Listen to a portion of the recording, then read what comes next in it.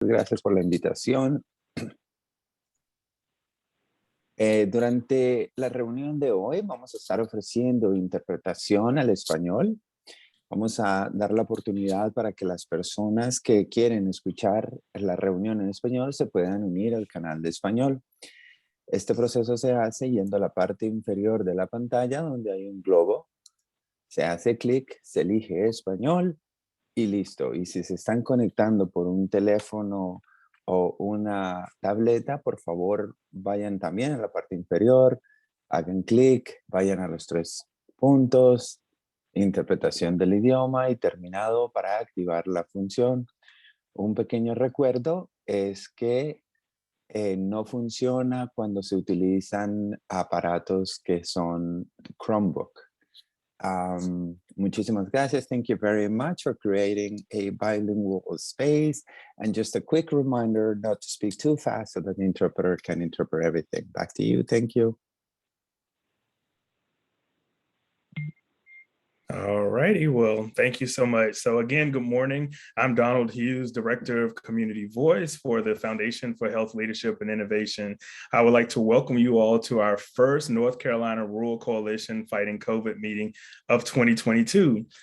Formed a year ago, the North Carolina Rural Coalition Fighting COVID began as a partnership between the North Carolina Rural Center, Hometown Strong, the Foundation for Health Leadership and Innovation, and the North Carolina Department of Health and Human Services Office of Rural Health. The purpose of this group was to extend the state's reach in disseminating vital COVID-19 information and messaging to rural communities. The effort, which is now led by the Foundation for Health Leadership and Innovation, provides information, tools, and resources to trusted local leaders so that the state can continue effectively alleviating the pandemic's impact on the health and economy of North Carolina's rural communities. Since the launch of the Rural Coalition Fighting COVID, I'm proud to say that we've held more than 20 Zoom events, attracting nearly 900 participants from across the state, representing more than 50 of North Carolina's rural counties. Each event spotlights local leaders who address community challenges and share best practices. We are thrilled that you've joined us this morning, and we hope that you find today's conversation really informative and inspiring. I'm excited to jump right in, and I'm going to turn it over, if she's ready, to Catherine Parker Lucas, who's going to introduce our first speaker.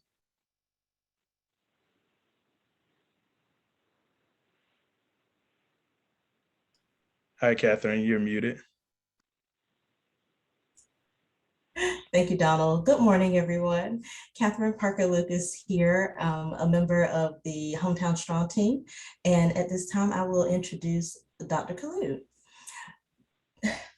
Dr. Boonkum Kalu is an assistant professor in the Division of Pediatric Infection Diseases and Pediatric Infection Prevention Medical Director at Duke University Medical Center. Dr. Kalu treats and manages a variety of infections in children, including osteomyelitis, bone infections, bloodstream infections, and urinary tract infections. She works to incorporate her patients' health goals into their treatment plans when feasible. Dr. Kalu's research focuses on enhancing methods for surveillance and prevention of infections among hospitalized children, with a particular focus on preventing infections in newborn infants. So at this time, I introduce Dr. Kalu. Thank you. Good morning, everyone. Thanks for having me. Probably need to update that to include some of my COVID work. It's been 2 years of COVID and has bled into all of our lives. I'm here to very briefly give you an update around COVID-19, and I have a few slides. But I'm hoping we can have some time at the end for questions, because ultimately information is changing fairly rapidly, and it might be more helpful to understand your needs at this time and try to ensure we're addressing those questions. I will share my screen if you give me about 30 seconds to make sure that's done appropriately.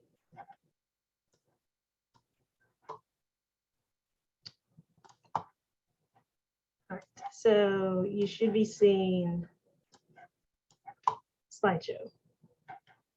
Verified, thank you. I just need one thumbs, appreciate it. All right, now let's make sure it's moving. There we go. So just with the slides being shared this way, I cannot keep track of the chat, so I'll likely just wait until the end to address some questions.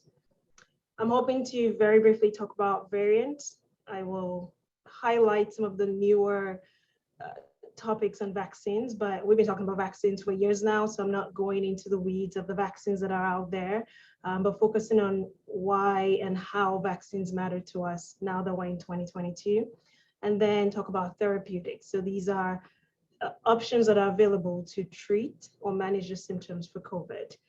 One thing to take away from this would be understanding our current era. It's very different from 2020, and understanding that we have a lot more resources to ensure that people can get access to those resources as quickly as they can, because we all hope COVID is going away, but I don't think it's going to go away tomorrow. So we still have a few more weeks to months to deal with this.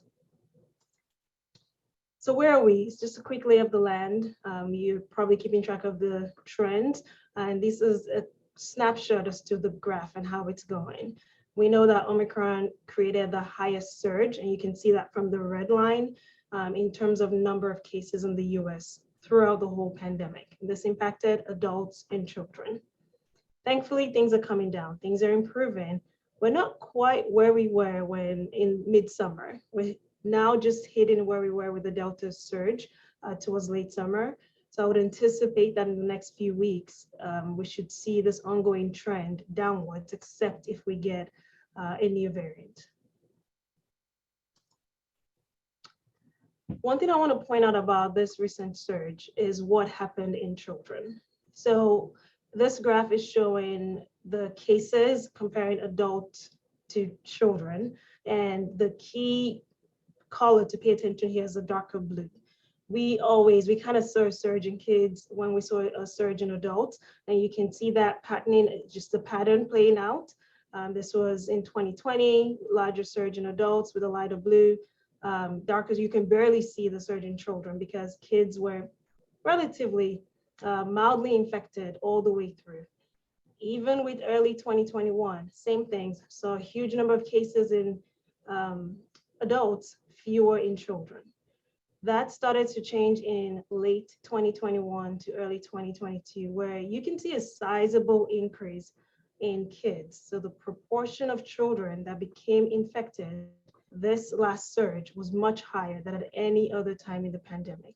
And that opens the door for long COVID in kids, post-COVID syndromes, such as MISC, and a few other issues, especially considering how and when we use vaccines in children. So we've worried about kids. I think we haven't really pushed a ton of resources into protecting our kids, except for some of the mitigation around schools and testing. But now we have to think proactively into the future about the next surge. I hope we don't have one, but if we do, we really don't want to keep kids as the last group with the lowest vaccination rate that then become infected if we see, or largely infected if we see another surge. So spikes everywhere, but a lot higher in kids than before. Breaking this down further, the American Association of Pediatrics tracks the number of publicly reported data. So there are tons of limitations in the data. States are not all reporting in the same way. But I think this number kind of speaks for itself. Within a 2-week period in early January, we saw 1 million cases. That was within about 7 to 14 days in children across all age groups, and particularly hit our youngest, so those under the age of 1 and those under the age of 5, because a lot more of them ended up in the hospital. Things are improving, and we're hoping it stays this way and continues to decline. But just want to put that in the this context into our conversation today. So what does this all mean in terms of vaccines? We have had vaccination options for adults for just now about 1.5 years or so. We sort of had an option available definitely by 2021 and kind of late 2020 for those in some higher risk fields. This is data from the CDC. So the CDC just looking at hospitalization rates. This is from about early 2021 all the way through the end of the year. You can see that there's a difference between unvaccinated and vaccinated focusing on severe outcomes. So those that end up in the hospital once they get infected with SARS-CoV-2 or get COVID-19. Despite the surge in December and January, this pattern continues. And I think this is a key take-home point. It is unfortunate that we saw more infections, even in those that were fully vaccinated. And I can delve into some of the reasons why. But the vaccines continue to protect against severe disease, ending up in the hospital, and death. And interestingly, even long COVID, which is just huge, because that's an area that we haven't really addressed. And I'm worried about what that might mean for our next few years, sort of this trailing effect of COVID. This is particularly seen in adults because we have more adults vaccinated. So this data is from those over the age of 18. What also has changed has been the variants we're dealing with. And we know that as we get another variant that alters slightly, the impact of our vaccine protection and the way it spreads might change. So where are we now? This is also data from the CDC. And I tried to pull from either our state level data or the CDC, because I know the CDC has had some issues, but they're ultimately still doing their best to track this. And it ends up being a good snapshot into what's going on in our country. And so data from the CDC, there are a lot of colors here, focusing on the purple hues. Those are Omicron variants with sub-variants. You can see the dates are on the bottom here. You can see that over time, from late 2021, we shifted from Delta everywhere to Omicron everywhere, but it's not all the same Omicron. So Omicron now has kind of subtypes, and we've seen a shift from the more general Omicron to this lighter hue of pink, which is BA2, which is the newest subvariant of Omicron. What does all this mean? I think on the next slide, I start to address this. So with variants, the viruses that cause the infection, this is viruses in general, can form variants. They have to replicate, so they have to make more of themselves when they infect a human. And when they do that, they don't read through, they don't sort of correct or edit their genes as closely as we do. And so there are always mutations that occur. This is normal. This is part of how viruses infect us and replicate. However, for SARS-CoV-2, so the virus that causes COVID-19, it seems to have a lot more errors when it's replicating itself. And so we've seen a lot more variants over the course of the last 2 years. Some of them don't matter. Some of them we only find out about because we're testing a bunch of people, we're sending their samples to the lab, and we're just sequencing. So we're trying to understand this virus more. But some of them might matter, and that's what happened with Omicron. That's because if you have a variant that can spread faster, it can somewhat evade all of our protective measures and infect more people. It could also evade, so kind of avoid some of our testing platforms, and then you may see the false negative results, and that could also cause concern for spread. Another thing we worry about is if you have a newer variant, it could cause more severe disease. So there was a lot of conversation about Omicron being milder, probably because there were a lot more fully vaccinated people that got infected, and it infected a different part of the lungs. But we still saw a lot of people end up in the hospital with pretty severe disease. So it may be milder for some groups, but it's still pretty severe for other groups. And this is consistent with our experience with viruses over the last couple of decades now. Important to note that vaccines work against variants. So we know how viruses spread. That's what this graph on the bottom is showing. Usually you're exposed in some way, the virus starts to replicate itself, so it has to make more copies, and then you're infectious in some period between when you're exposed and when you start to show symptoms. And ultimately you recover. The vaccines have already prepped you, so at the time of exposure, you're mounting protection. And this is very different from what happens in an unvaccinated person, where at the time of exposure, your body is still kind of in the surprise state of what's going on, and it takes a little while to mount up protection. So ultimately, you can naturally develop protection, but it takes some time. You're not protected from the beginning, and it doesn't protect you against the next variant. For Omicron specifically, it is still the dominant variant worldwide. So we expect that we will see either more Omicron subtypes or sort of this long tail into the summer with Omicron spreading. One of the key issues here has been that Omicron infects faster than other variants. And so you get exposed, say today, and within about 2 or 3 days, you've mounted enough viruses that you can spread. But it can be as short as 24 to 36 hours. And so contact tracing and quarantine hasn't really been all that helpful because people are spreading even before they know that they're infected. We've also seen a higher number of asymptomatic infections, so people that have no symptoms and potentially spreading. And that has led to, all of this has led to increased cases, particularly because the mutation that occurred with Omicron was able to escape from some of our vaccine protection and cause infection, but not serious disease that puts you in the hospital. It's a subtle point because we have other vaccines that protect against infection.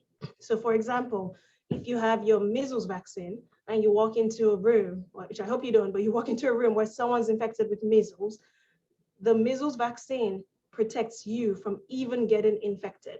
And that's really the pinnacle. That's what we want to get to with all the vaccines. And that was where we got to with other variants. But as this virus continues to change, it does alter how our defenses respond to them. So we're not necessarily saying a protection against infection across the board. Some people are still protected against infection, depends on your exposure, but we're still seeing strong protection against severe disease. And so our communities can still function because we're not seeing high rates of people end up in the hospital.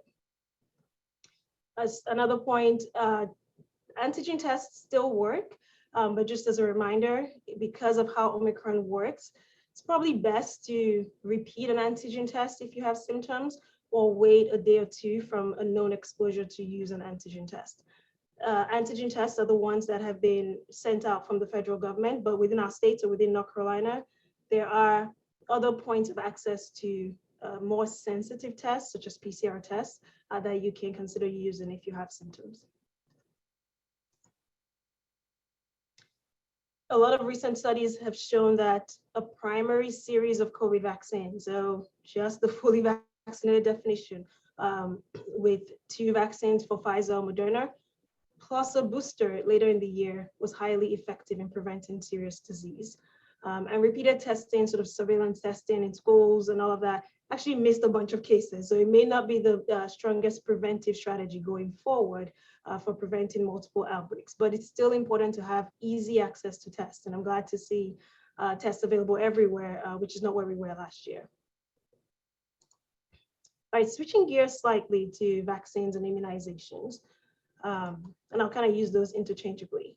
mRNA vaccines, we should be fairly familiar with this, but just to set up where we're at, we know that it's a short instruction list.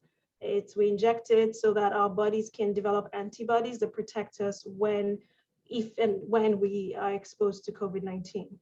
They don't give you COVID, and they certainly don't interact with our DNA. Now we have a lot more studies about fertility and pregnancy and all of the other subgroups, so young children, older adults, and everyone else in between.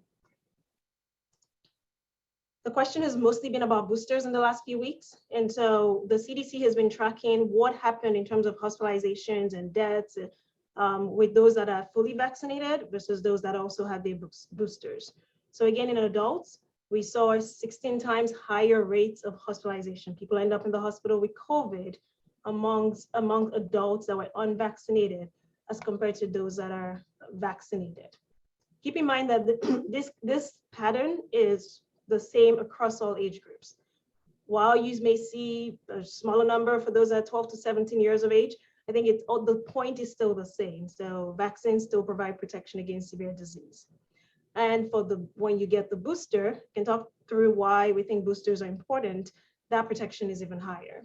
I don't think we're going to need a booster every 4 to 6 months. I think one of my patients asked me this yesterday. It is right now, it does seem about, we needed a booster at the 6-month point, but hoping that stabilizes, we have longer term protection, and we just see fewer variants. And so we're not needing to repeat this too often. Who should get a booster? At this point, really everyone that has access to a vaccine, except for the 5 to 11-year-olds who just started getting vaccinated a couple of months ago. So we had been separating out essential workers. They all kind of lumped into the same group now. Adults, children, age 12 and over should be getting a booster. The booster timing should be based on CDC criteria. It's about 5 months for Pfizer, Moderna, and for J&J, it's 2 months if you have a functioning immune system. We have a different timeline for those that are considered immunocompromised. So if you have cancer or something else, there's a different timeline for that. People that are previously infected kind of fall into an odd group. So that the guideline around when to time your booster for those that are previously infected isn't really clear. The CDC has said they will be a little bit more definitive in the next few weeks, but you can use what we know about the body to determine when a booster will be helpful. So clearly, getting infected, which is not the preferred way, getting infected does boost your system slightly, and so you create more protective antibodies. They just don't last as long. And so once you're outside of your infectious period, some people would say, go ahead and get your booster right now. Go ahead and get your vaccine if you haven't been vaccinated. Others may suggest waiting about 30 days so your body kind of calms down and then you actually boost yourself again. For that group, I would say, please follow with your provider. So talk to your provider, follow up with the CDC's updated guidance, but definitely a booster should be in your plan, even if you've been previously infected, or a vaccine if you've never gotten vaccinated before. What about for kids? There's been a lot of confusion about what's happening with our under fives. So I'm going to focus on them for just the next slide. Pfizer is available. It's the only vaccine available for all of those under the age of 18. They're discussing Moderna and they may get an authorization soon. Vaccine trials happen to answer 3 main questions. So the first is, does this vaccine cause any side effects? And can we monitor that over time? Does this vaccine actually work? Does it generate antibodies to protect us? And does it decrease the risk of COVID disease? So you may get infected, but we don't want you to get sick and end up in the hospital. And they test that out. They publish the data in terms of numbers. If it meets these categories, then it gets authorized or approved. And so for those under 5s, I'm not going to go through this line by line, but we do have an EUA for 12 to 15. We got one for 5 to 11. They have options for vaccines. We've seen such low rates in 5 to 11-year-olds, though. They're about 20% across our state. And even across the nation, I think they're only as high as 25% vaccinated. For those under 5, they were doing a trial for about 6 months. They didn't see a ton of infections. It looked like the vaccine was safe, but it wasn't clear that it was mounting enough protection in the older children, so those that are 2 to 4 years of age, when they used a tiny dose of 3 micrograms per liter. For the youngest kids, 6 months to 2 years, it actually worked. They mounted protection and they were good to go. But the older kids, they wanted to ensure that they had a dose and a frequency that would end up mounting protection. And then there was some confusion with submitting the data early and FDA and going back and forth, but ultimately they're just going to wait and complete the trial and likely see if a 3-dose series ends up with mounting enough protection for the under 5s. But we still have a lot of work to do to even get our 5 to 11-year-olds vaccinated. We know that this is going to continue to be important. So this is just honing in on data in 0 to 17 years of age over the last couple of months. And we've seen the highest peak of infections, the point I raised before, and hospitalizations, especially amongst our youngest group. If we don't hone in on them, so the graph to the right, and we look at all age groups, that yellow line doesn't look all that concerning because compared to all the other groups that you see higher rates of infections or hospitalizations, the kids always kind of fall to the bottom. But when you look at them specifically, you see that it is becoming a bigger deal if we don't get more kids vaccinated. And another point to raise is what's happening with post-COVID syndromes in kids. So I showed the subtle increases over time in 2020 and 2021, even though we were not seeing a ton of cases. So these are COVID-19 cases, and these are MISC. MISC it's different numbers or different axes, just to kind of keep in mind as to how to understand the peaks here.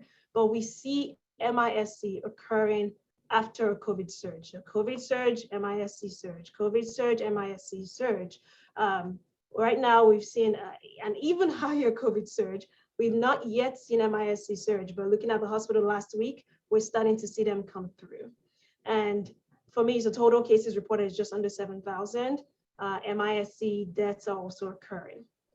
I'm particularly concerned because consistently over the pandemic, when you look at the kids that are getting MISC, and we don't fully understand why, a large proportion of them are Black, non-Hispanic, or Hispanic or Latino. And it's just about, so this is 30% here. So just a little bit under 60% end up being Black, non-Hispanic, Hispanic or Latino. It affects all racial and ethnic groups, but we're seeing a larger proportion in these kids. We need to understand why, we need to protect them, and we need to prevent infection, because even asymptomatic infections can lead to MISC.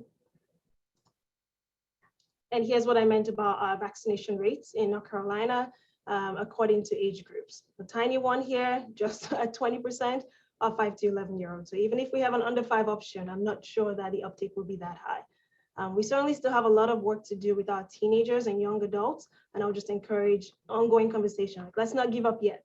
Ongoing conversation about vaccinations, particularly in 2022. All right, and then the last few points here, just showing that the CDC is continuing to track the utility of a booster. I'm focusing somewhat on getting people that are unvaccinated vaccinated, because it makes a difference. So when they're looking at cases and death rates and unvaccinated versus fully vaccinated, plus or minus boosters, it looks like fully vaccinated plus a booster is the highest protection against multiple variants, Delta and Omicron. And that's what the summary is here. They're going to continue to do this. You will have more data around this. So if people have questions, use the CDC's website to find studies around this that you can share with others in your community. So the last point here is just treatment. We focused a lot on prevention, and it's largely because we didn't have a lot of options for treatment. Viruses in general kind of run through their course, they finish their course, and usually you're better. But we have treatment for some viruses, including COVID.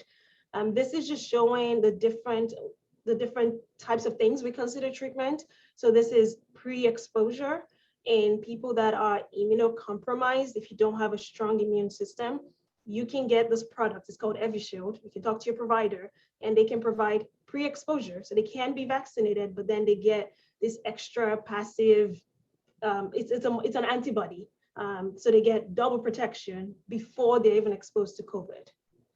Then there's a post-exposure. So you get exposed. Are there things you can get quickly to help reduce your chance of having a severe disease? And there are some monoclonal antibodies that continue to work against COVID and Omicron in particular. So those are available.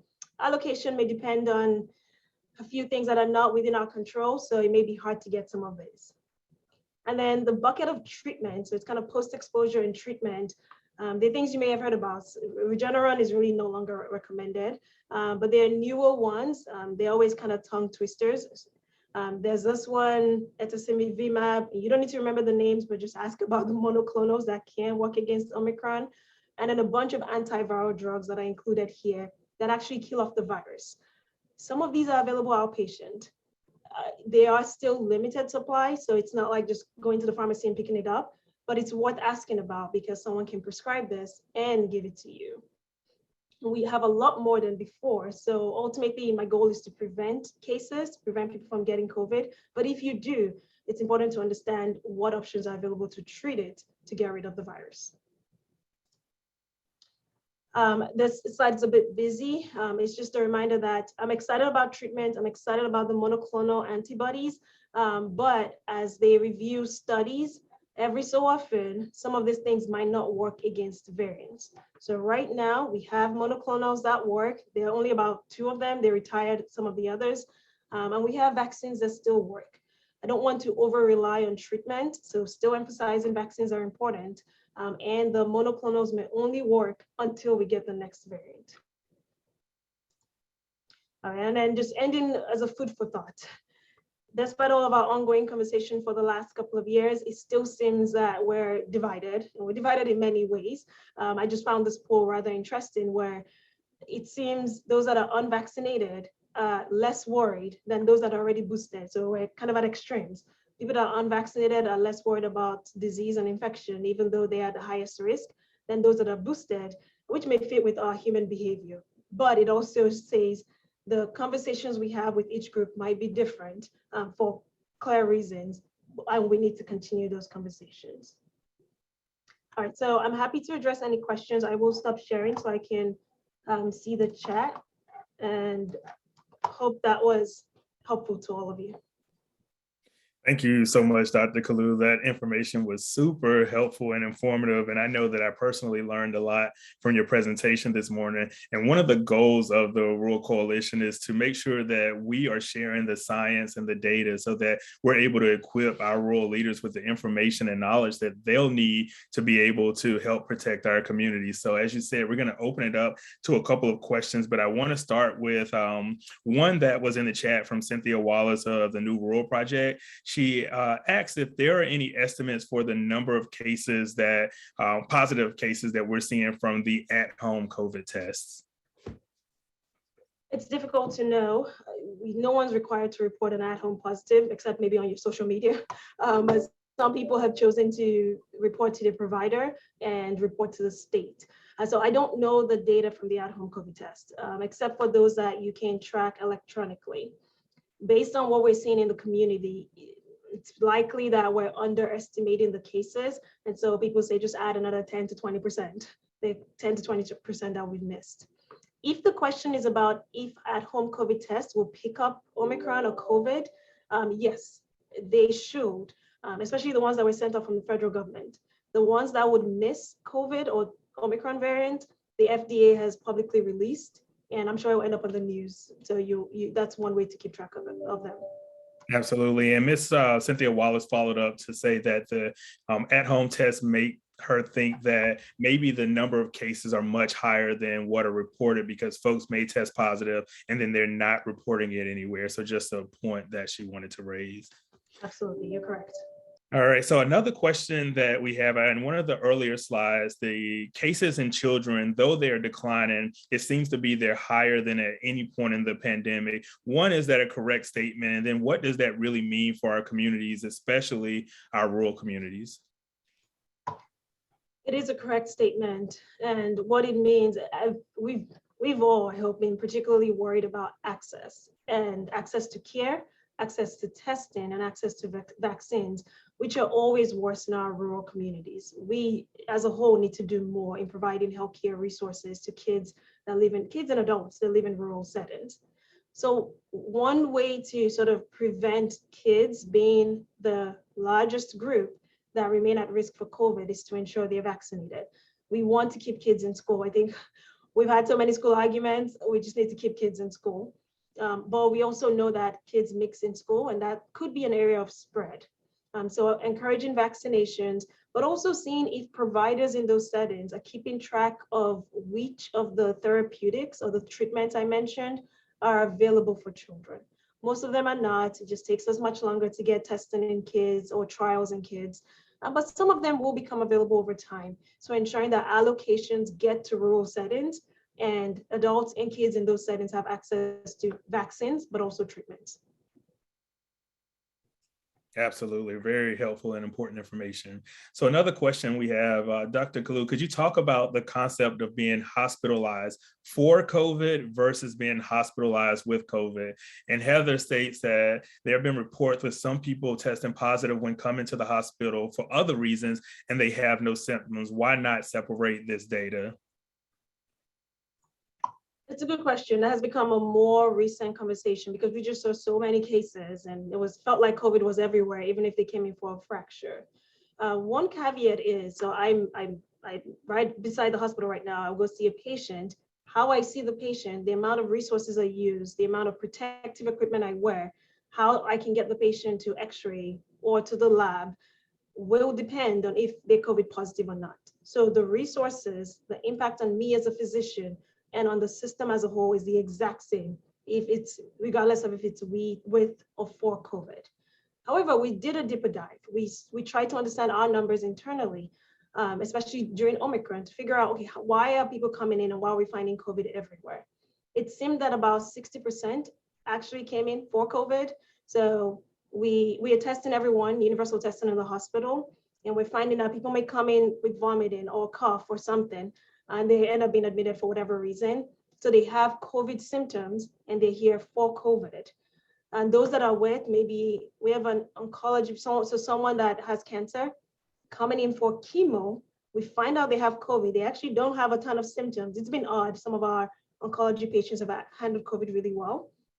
And so it's classified as with COVID, but it's still a cancer patient with COVID, originally came in for chemo, and we still have to manage them. So the reason it's not reported that way is it requires a ton of deep dive into patients and charts and talking to them and separating out which ones are COVID symptoms and which ones are not. But ultimately, it's similar burden on society. And it's neither here nor there, but about 60% came in for versus 40 with COVID. Thank you, Dr. Kalu. And having that data to know that we're talking about 60% are coming in with COVID versus 40% for COVID, I still think it's important, as you mentioned, the burden on society and how we respond to it is going to be very similar. But thank you for that question, Heather.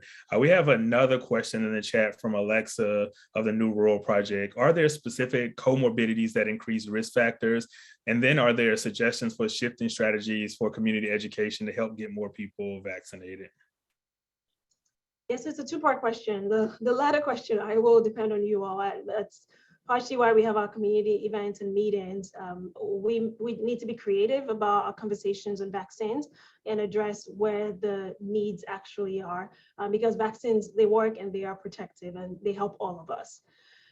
So for the first question, just to make sure I'm addressing it correctly, can you remind me of the first question, please? I lost my chat here. Oh, comorbidities, right? Mm-hmm. Got it. And I didn't emphasize that as much, but there are specific comorbidities that increase the chance that if you get COVID, you're more likely to end up in the hospital, needing a ventilator, or unfortunately dying from the disease. Most of them involve the amount of work the body's already doing. So if you have lung disease, it means your body's already trying to cope with keeping oxygen moving in and out. And so when you slam it with something else like COVID, which seems to cause a ton of inflammation, there are not a lot of resources left in the body to address it. So lung disease, diabetes, and hypertension, partially because both of those impact how the heart works. And then, of course, I've kind of mentioned over the time, if your immune system is not functioning, so immunocompromised, and that could mean a bunch of things. Cancer is an easy one to think about, but it could be an autoimmune disease, so lupus or something else. Those are risk factors for worse disease. One that we don't often address is also obesity. We've seen, and it may go to how the lung works. So the lung and heart, they work much more to move things around in an obese person as compared to a non-obese person. So we may need to shift our resources and do more for prevention and treatment if kids or adults end up in some of those things. So heart or lung disease, including something as simple as asthma, hypertension, diabetes, immunocompromised condition, or obesity. Thank you so much. And thank everyone for those questions. Just in terms of takeaways, so here's what I heard from the presentation in terms of where we should focus our efforts across the state, but particularly in our rural community. So one, we absolutely have to focus on getting 5 to 11-year-olds vaccinated. I think the data that you presented shows around 20% or less than 20% of 5 to 11-year-olds are vaccinated in North Carolina. And we know in some of our rural communities that number may be particularly higher. Boosters are going to be extremely important. If I recall correctly, for adults, they're 40 to 50 times more likely to be hospitalized if they're unboosted or unvaccinated than if they are. So we know that this is a disease, one, of the unvaccinated, but for folks who are not boosted, they have a much more likely or higher chance of being hospitalized for severe illness as a result of COVID. And then finally, just really paying attention to those comorbidities. So talking about lung and heart health and diabetes and hypertension and how we as a community proactively address these challenges that exist so that we can reduce the burden on the body and ultimately the potential for severe illness as a result of COVID or any other disease. So does that sound about right in terms of where we can focus? We want to be sure we give folks some, not marching orders, but a way to really tailor where we're going to go after we leave this meeting. That sounds right. Thank you so much.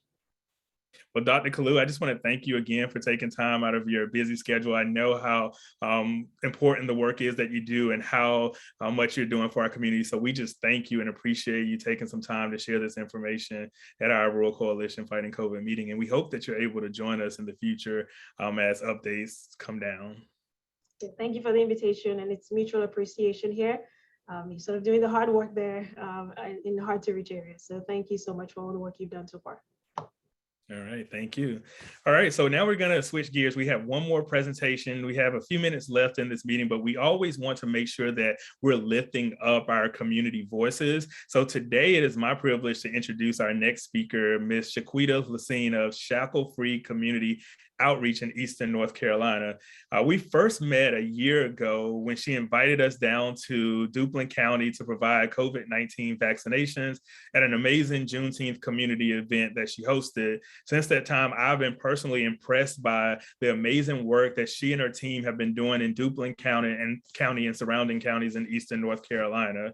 So Shaquita Lacine is the founder and CEO of Shackle Free Community Outreach Agency, and she's often referred to as a walking kiosk because of her ability to help members of her community navigate through life's challenges, especially those that have been hit hardest by COVID-19. She says that she speaks the language of poverty, and she is well aware of the shackles that individuals face while navigating through life, such as employment, education, housing, childcare, transportation, wrong door referrals, teen pregnancy, crime, generational patterns of poverty, and more. Among her many accomplishments, she created Duplin County's first holistic youth summer camp, which is called Camp Unity, to provide at-risk youth with access to recreational, tutoring, cultural, and social supports. According to Warsaw police reports, the number of reported juvenile crimes dropped significantly from 50 to 1 during the program's tenure. She was also one of the earliest adopters of NCRCFC, which is a platform that unites healthcare and human services organizations with a shared technology that enables organizations to really coordinate community-oriented, person-centered approaches to connecting folks with services that are needed. NCRCFC provides electronic connections to those who have identified community needs and resources and allows feedback to follow up through that system. Shackle Free's mission is to promote self-reliance and to address all barriers that hinder the holistic well-being of individuals and families. The organization's purpose is to educate, it is to inspire, to advocate, to consult, to counsel, and increase awareness in historically marginalized and rural communities and communities of color. So I just want to take this opportunity to introduce to some and present to others Ms. Shaquita Lacine. Wow. Thank you so much, Donald, for that wonderful introduction. I'm sitting here like, oh, wow, that's a lot. But anyway, with the grace of God, we make it happen. Thank you for having us on today with Shackle Free. I like to acknowledge our team members that are on here, not by name due to time, but just to say thank you for your undying support. Thank Dr. Kalu for that great information that provides a basis to our presentation. So we don't mean to be before you long because Donald has done a great job of cutting down the number of slides I have to present today. But I would like to give you a little bit more information about what we're doing at Shackle Free. I'm going to share my presentation here. Give me just a few minutes to do that, a few seconds. So can I get a thumbs up if you can see my screen and hear me well? Good, thank you, thank you. Shackle Free Community Outreach, as he said, this is our mission and our purpose. We are trusted messengers in the community. That comes by way of a lot of life stories being put together with the people that we have working alongside us. We have a dynamic team as well, but life experiences plus your professionalism, you put that together and you have the ability to be that trusted messenger in the community. So today I want to talk to you a little bit about what Shackle Free is doing in the area of community health ambassadors. We have a unprecedented, I want to say, type of approach to the whole thing with COVID-19, with vaccinations, with making resources available in our rural communities. So we have two main initiatives going on right now that have umbrellas underneath those, and I have those on the screen here. Our You Are Well North Carolina initiative was something I actually came up with back in 2020. 2020. And basically that is an integrated approach to everything that we do as far as health care, and that's utilizing our trusted messengers in the community to help us to spread the information that they need that's not so readily available to them.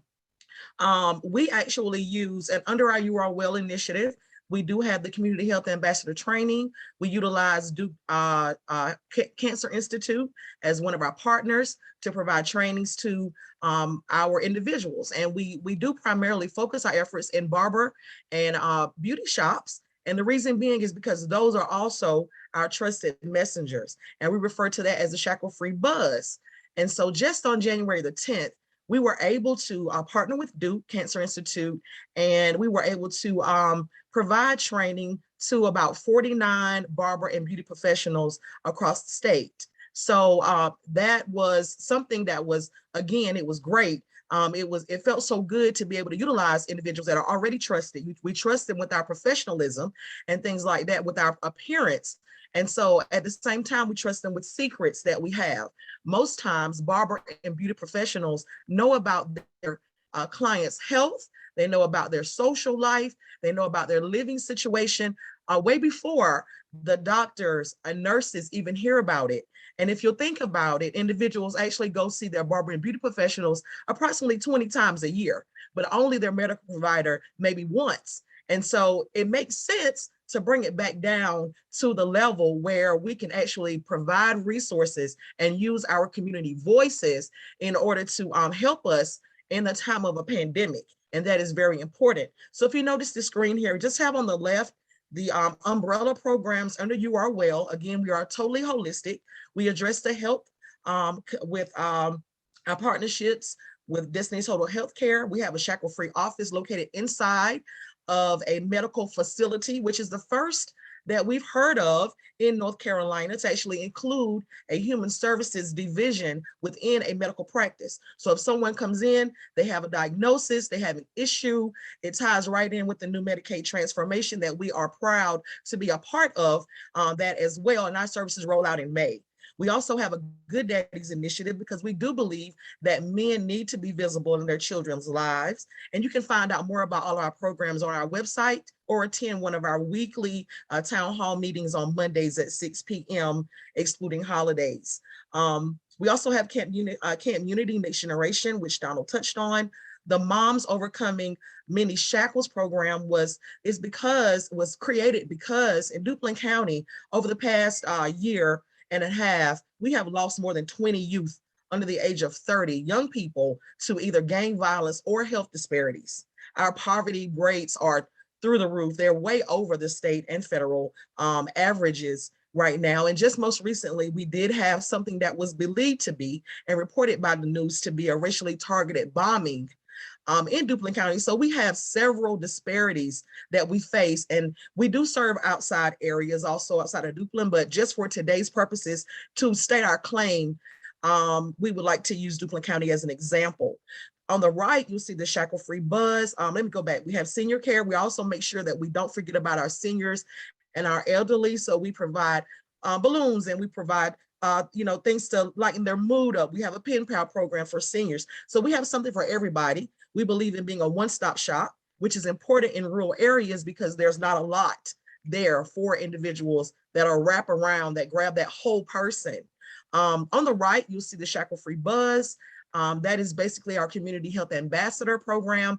We target barber and beauty professionals, but we are also looking to have specified trainings for veterans, LGBTQ community, the youth, the seniors, the school teachers, instructors. We have a Latinx edition, meat packing and textile edition, and faith-based. So our trainings are going to be specifically geared toward different populations that can actually help us to curb this pandemic and change the numbers. Very quickly, we do place kiosks in our beauty and barbershops in rural areas. And on those kiosks, we have our You Are Well North Carolina, link. I couldn't find the word, but we have a link there that will allow individuals to go into their barbershop and actually complete an assessment that asks questions about cancer, homelessness, mental health, and things like that in the barbershop. So the barbers help us to promote health and well-being to their clients. And like I said, they're already trusted messengers. So once they complete that assessment, they're connected with one of our now over 50 community health ambassadors who help them to build a success toolkit. And that helps them to put their own goals and dreams into something. So many times in rural areas, we miss the geniuses that are there because we don't know how to grasp that trust with them. Moving on to the next one. So what is all the buzz about? For the sake of time, I won't go into all of these links, but I do want to share that there is anticipated to be a post-pandemic nursing shortage. And there are a million, like they're estimating to be $5 million downfall or shortfall in nurses by I think it's 2030. And that is really bothersome to me, because if there's a shortage of that magnitude, then where will people go just to get basic information? Well, let's provide it at the barbershops. Let's have, at-home test kits. That's what we provide. Masks. Let's have colorectal cancer kits, just to throw it out there. Let's have blood pressure checks. We do all of these things in the barbershop. Okay, I'm gonna go back to my slide here. Almost done. I do want to share really quickly. Hold on just 1 second for me. From current slide, okay.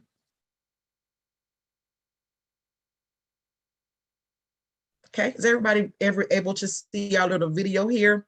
And this is the end of my presentation, Donald. But welcome to the Shackle-Free Buzz.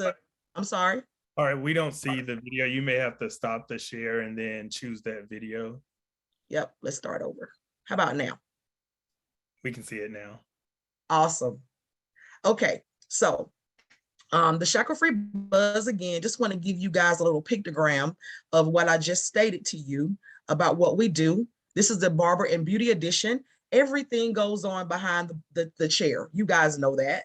The history of barbering actually goes back to barber surgeons. So back in the day, I don't know how many of you know about that, but the barber surgeon performed minor surgeries. They did amputations. They did bloodletting and things like that. So the history of barbering is actually cemented very deep into our medical professional genre today, our medical professional today. So you have right here, you see on this picture, you see blood going inside of the basin. So they did bloodletting. So that is similar to what we would refer to as phlebotomy today. And so a lot of things that were done back then, our doctors focused more on academia, but our barbers were the one performing these surgeries and things like that. I'm gonna move on to the next one. Today, this is what the barbershop and the beauty shop feels like. So if you guys are familiar with these two great movies here, we don't own any copyrights to these, just showing it for this purposes of this presentation. But the barbershop and the beauty shop, if you guys have seen this movie, and if you haven't seen it, please watch it, but it actually gives you some detail as to how everything happens at the barbershop, okay? Even our safety and well-being are discussed at the barbershop, and they are respected people in the community. What's the Shackle-Free Buzz? We place the kiosk there. On the right side, you'll see how to use the wellness kiosk. We provide signs and put them inside the barber and beauty shops, but not just the barber and beauty shops. We want to put them outside of dollar stores. We want to put them in mall. So our goal is to have these kiosks everywhere. And one barrier that we do have is not having enough kiosks. Even though we're an agency that went from November to now to being partnering with and collaborating with over $1 million in grant funding based on these initiatives. At the same time, those of us that administer grant funding understand that it doesn't come like that. It comes, chopped up so you're able to do this, that, and the third. Well, with all of these barbers that we just certified in barbershops and barber schools that attended, we are in need of as many kiosks as we can get. So if there's any information or any partnerships available, we would love to talk about those as far as getting more kiosks in more areas, okay?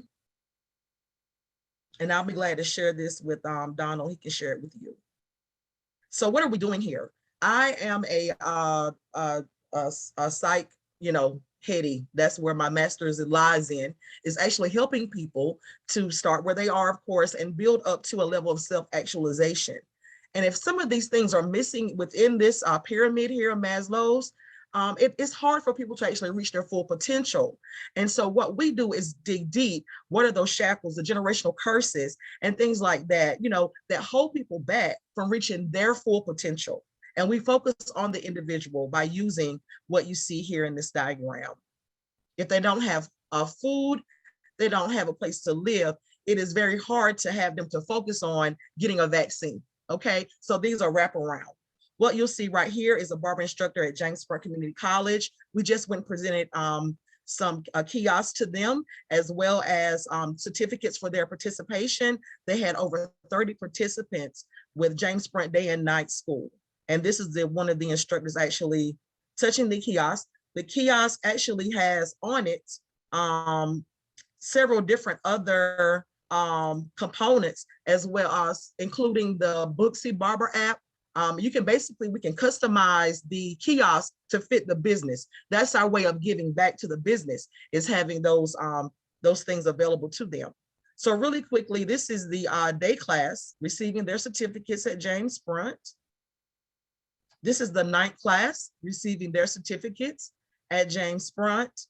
Here is a pictogram, I would like to say, of just some of the things that we do. On the left, you'll see we are very much involved with children and getting children vaccinated with our groups. We also donate books. We do a lot of things. This picture in the middle is of our Good Daddies meeting program. As you can see, our crew there is a barber instructor for 2 different schools and very much interested in holistic health, as well as our other barbers. Here you see that everything that we do, we try to center and gear it around the barbershop, because people come to the barbershop, they love it. It's the coolest place in the community. So in November, we did turkey giveaway.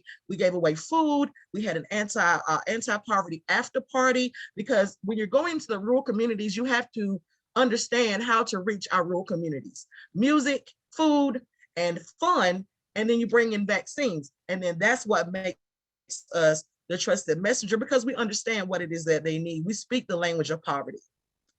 Here we do Toys for Tots every year. Again, an opportunity for, and this is a picture of some of our team and collaborators that we work with, but we do things, Toys for Tots, opportunity. We had vaccine clinics held at our Toys for Tots event. So we do events that are holistic wraparound. We provide food with our partners, and then at the same time, we also provide toys. Here is the foundation for what we're doing. This is what Donna was talking about. This is a program that brought the crime rate down 50-1 in Warsaw, in rural Eastern North Carolina, with our Camp Unity program. And this is what makes us trusted messengers in the community. We had PlayStation, we had all different types of things to provide to the children that attended our camp. And we had over 100 children, campers a day to attend our camps. Last slide here. Let's see from current slide. Please follow us on Facebook. We have weekly, virtual town hall meetings. I just recently changed to the 4th Monday, but I do make announcements on our Facebook page. So another way we share information through the Buzz is that our barbers and beauticians are members of our Facebook group called The Buzz. So you can join that from our Shackle-Free Outreach, Community Outreach Facebook page. And they share information on social media, as well as have tip cards. So if there's any resources you have available that you would like to share, we would like to distribute those to all of our barber and beauty shops. And hopefully we can bring the Shackle-Free Buzz and You Are Well initiative to your area. So I'm going to stop now. I thank you guys. Thank you, Donna, for the invitation. Hope I didn't go over my time, but I really, really enjoyed presenting and listening to the other presenter as well. And if you'd like to reach out to us, www.shacklefree.org, or call our office 910-226-8138. And there's our toll-free number there. Thank you, Donald. I'm up for any questions or comments at this time.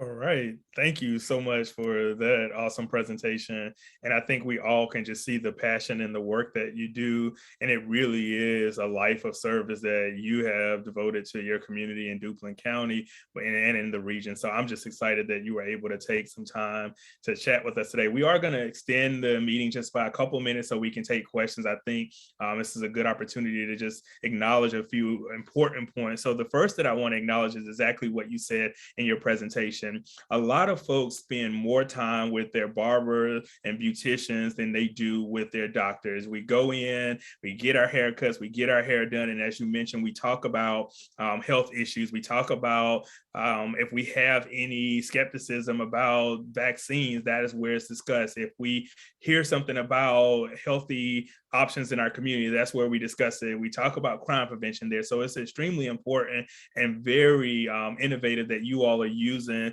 the barber and beauty professionals as conduits and folks that can really help connect folks to health services, and also to alleviate some of the burden that may exist in our community. I think something that's really important that you mentioned is the idea of a one-stop shop in our rural communities. We know that transportation can be an obstacle or burden to access and services in our community. So the idea that someone can show up and get all of the services that they need, or at least get connected to all of the services, is extremely important. So if you want to just kind of talk about like what you've seen in terms of the transportation barrier and how that one-stop shop model really serves your community. Yeah, so transportation is a huge barrier in the rural communities. No access to public transportation. So in Duplin County, if you don't call 2 days ahead of your, and we serve Eastern North Carolina, basically is our focal point, but we're across the state. I did see that question there. But yeah, transportation is a huge barrier because again, they can't afford reliable transportation. They have to call 2 days in advance to ask for transportation services. So if they get up in the morning and their car won't start, there is no transportation available. There's no Uber, there's no Lyft, and things like that. And so we actually acquired a 25-passenger van to help alleviate those services, and we contract with that through our higher ground transportation. So we're able to bring things into the community. We bring what you guys have up in the larger areas and the urban areas to the rural communities. Yep. Absolutely. And another kind of barrier or obstacle that exists in rural communities is access to broadband. And we know that folks may not be able to access some of these online services, especially in the wake of this pandemic. So the idea that folks who are able to get to a barbershop or a beauty shop or a trusted location will have access to a kiosk where they can connect to NC Care 360 and ultimately get it connected to other community resources is extremely vital and important to the work that we're doing. I think something else that you really mentioned that is super important is the workforce shortage. So we know that folks are experiencing burnout. We know that folks are leaving to take jobs in areas that may have higher rates of pay, leaving our rural communities with a lack of access to health professionals. So this idea that we can have community health ambassadors that can really help to triage in some way some of the challenges that our community members face. And what we do know as well is that a lot of times some of the challenges that our community members face, before we can deal with the clinical side, they are those very foundational things such as housing, such as food insecurity, childcare, or whatever else they may need in order to really begin to focus on their physical or mental behavior health. So I just want to thank you so much for the opportunity. I want to open it up just really quickly if there are any last minute questions. And I think we have a comment in the chat from Dr. Mishner that says, the National Library of Medicine has been funding kiosks for access and health information in communities. I wonder if that's a resource that has been explored. So if you haven't, I think that's something we can look into. And again, that is the power and the purpose of these meetings, is to really share information about resources.